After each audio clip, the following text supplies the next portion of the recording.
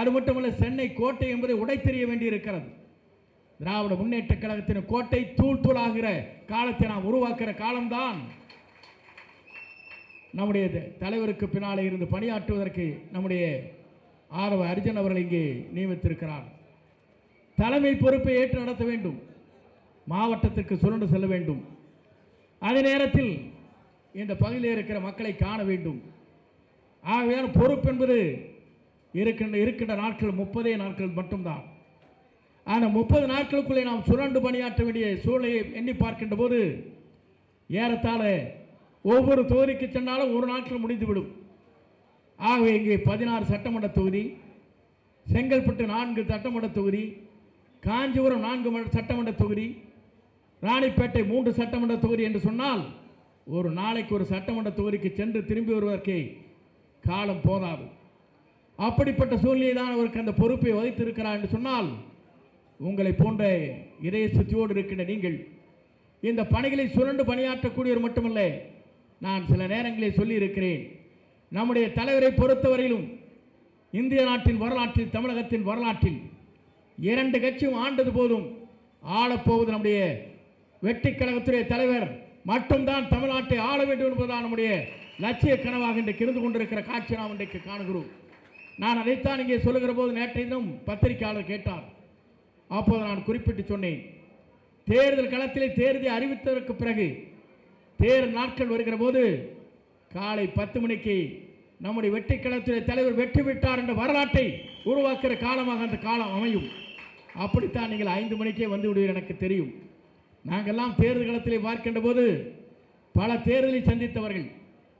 சட்டமன்ற தேர்தல், நாடாளுமன்ற தேர்தலை நம்முடைய பூத்திலே இருக்கின்ற அழைத்து வருவதற்கே 6 மணி ஆகிவிடும். ஆனால் இங்கே வந்திருக்கிற கூட்டத்தை பார்க்கிற போது ₹1 கூட எங்களுக்கு தேவையில்லை, நம்முடைய வெற்றி தலைவரை தலைவராக்கிவிட்டு தான் நாம் ஓய்வோம் என்று இங்கே குரல் கொடுக்கிறீர்கள் என்று சொன்னால் உங்களுடைய உணர்வுகளை நாங்கள் காண முடிகிறது. ஏன் என்று சொன்னால் அப்படிப்பட்ட உணர்வு உங்களிடத்தில் இருக்கிறது. நான் கூட இதை பார்த்தேன். நேற்றைய நிகழ்ச்சி மட்டுமல்ல, பல நிகழ்ச்சியை காணுகிற போது தலைவர் வருகிறார், எங்கே வருகிறார் என்று காத்து கொண்டிருக்கிற மக்களை நாம் காணுகிறோம்.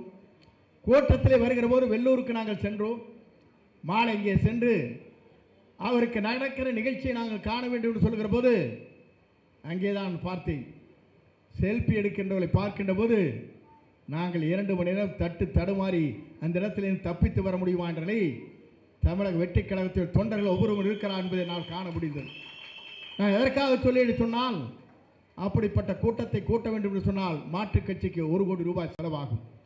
₹1 கூட செலவு செய்யாமல் பம்பரமாக சுரண்டு கொண்டிருக்கிற தொண்டர்கள் இங்கே இருக்கிறார் என்பதை என்னால் காண முடிந்தது. ஏன் என்று சொன்னால், இங்கே சொல்வார்கள் எல்லோரும், நமக்கு தெரியும் மகாபாரத்தில் ஒன்று இருக்கிறது, கிருஷ்ணன் நினைத்தால் நாட்டை காப்பார், கிருஷ்ணன் நினைத்தால் நாட்டு மக்களுடைய கண்ணீரை துடைப்பார், கிருஷ்ணன் நினைத்தால் அதர்மத்தை அழிப்பார். அந்த அதர்மத்தை அழிக்கக்கூடியவர் தான் வெற்றி கழகத்துடைய தலைவராக இருக்கிற நம்முடைய வெற்றி தளபதி என்பதை நான் இந்த நேரத்தை கோடிட்டு காட்ட விரும்புகிறேன். ஏனென்று சொன்னால், அவர் ஒருவரால் தான் இந்த நாட்டுக்கு விடிவு காலம் கிடைக்கப் போகிறது. அவர் ஒருவரால் தான் நாட்டு மக்கள் இன்றைக்கு மகிழ்ச்சி அடையப் போகிறார்கள். அவர் ஒருவரால் தான் எதிர்கால தமிழகத்தை ஆளுவர் மட்டுமல்ல, இந்தியாவை திரும்பி பார்க்கிற காலமாக அந்த காலம் அமையும் என்பதை நீங்கள் மறந்துவிடக்கூடாது.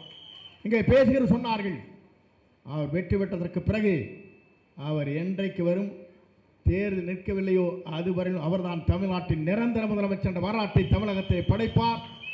அவர் எந்த சக்தியாலும் நிறுத்த முடியாது என்பதை நான் இந்த நேரத்தில் தெரிவித்துக் கொள்கிறேன். என்று சொன்னால், இன்றைக்கு புரட்சித் தலைவர் அம்மாவுடைய பிறந்த நாள், புரட்சித் தலைவர் துவங்கிய இயக்கத்திலே நடந்தவர் நாள். இன்றைக்கு சூழலையாக இன்றைக்கு சொல்கிறேன், 234 அவர்தான் வேட்பாளர், அவர்தான் இந்த கட்சியை வளர்த்தக்கூடியவர், அவர்தான் யாரை அடையாளம் காட்டுகிறாரோ அடையாளம் காட்டக்கூடியவர் தான் தமிழ்நாட்டுடைய சட்டமன்ற உறுப்பினராக அரியணை அமர முடியும் என்ற வரலாற்றை நாம் படைப்போம். எல்லோரும் வாருங்கள். அர்ஜுன் அவர்களுக்கு பல்வேறு பணிகள் இருக்கிறது. அவருடைய பணிகள் அத்தனையும் சிறப்பான முறையில் தமிழ்நாட்டிலே இங்கே மக்களுக்கு அரும்பணி ஆற்றுவதற்கு நல்ல வாய்ப்பு கிடைத்திருக்கிறது. அதை போன்று எங்களை போன்றவர்களுக்கும் அந்த வாய்ப்பு இங்கே கொங்கு மண்டலத்திலே ஏறத்தாழ 29 சட்டமன்ற தொகுதியில் பொறுப்புகள் வழங்கப்பட்டிருக்கிறது. அதை போல அன்பிற்குரிய அனுமை அண்ணன் அனைத்தையும் பார்வையிடக்கூடியவர். நம்முடைய கழக பொதுச்சால் என்பது சாதாரணமானவர்கள் நீங்கள் நினைத்து விடக்கூடாது. அவர் எங்கே இருக்கிறார் என்று கூட என்னால் யூகிக்க முடியவில்லை. நான் எல்லா தேர்தலையும் பார்த்தவன், அம்மாவோடு சுற்றுப்பயணத்தை மேற்கொண்டவன். எங்கே யார் இருக்கிறார் என்பது எனக்கு தெரியும். ஆனால் நம்முடைய பொதுச்செயலாளர் எங்கே இருந்து பணியாற்றி கொண்டிருக்கிறார் என்பதை என்னால் கூட யூகிக்க முடியவில்லை. அப்படிப்பட்ட பொதுச்செயலாளர் நமக்கு கிடைத்திருக்கிறார். ஆகவே அவரையும் நான் வாழ்த்தி, இங்கே வருகின்றிருக்கிற வில்லிவாக்கம் என்பது நாளைய தமிழகத்தின் வரலாற்றில் கோட்டையை பிடிக்கின்ற வில்லிவாக்கமாக அமையட்டும் என்று வாழ்த்தி, அதே நேரத்தில் நேற்றைய முன்தினம் நடைபெற்ற நிகழ்ச்சியை நான் பார்த்தேன். பெரம்பலூர் என்று முன்மொழிந்த உடனேயே வானத்தை பிளந்தது. நம்முடைய தலைவர் அங்கே போட்டியிட வேண்டும் என்று முன்மொழிந்தார்கள். முன்மொழிந்தவுடனே இங்கே இருக்கிற கூட்டத்தை பார்க்கிற போது ஆர்ப்பரித்த அந்த கோஷம் வானத்தை பிளக்கின்ற அளவிற்கு அந்த கோஷம் அங்கே அமைந்திருக்கிற காட்சி என்னால் காண முடிந்தது. ஆகவே 234 தொகுதியிலும் அவர்தான் வேட்பாளர். அவருக்கு பின்னாலே இருந்த அத்தனை பேரும் நாங்கள் பணியாற்றுவோம், வெற்றிக்கனியை ஈட்டுவோம். வெற்றிக்கனியோடு மட்டுமல்ல, நாளை தமிழகத்தின் திருப்புமுனையாக உருவாக்கப் போகிற நம்முடைய தமிழகத்துடைய முதலமைச்சராக நம்முடைய தளபதி வருவார் என்பதை சொல்லி விடைபெறுகிறேன். நன்றி, வணக்கம்.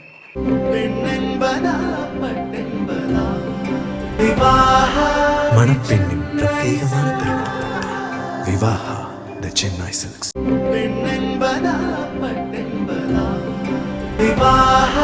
மணப்பெண்ணின் பிரத்யேகமான திருமணம் விவாஹா தி சென்னை சில்க்ஸ்.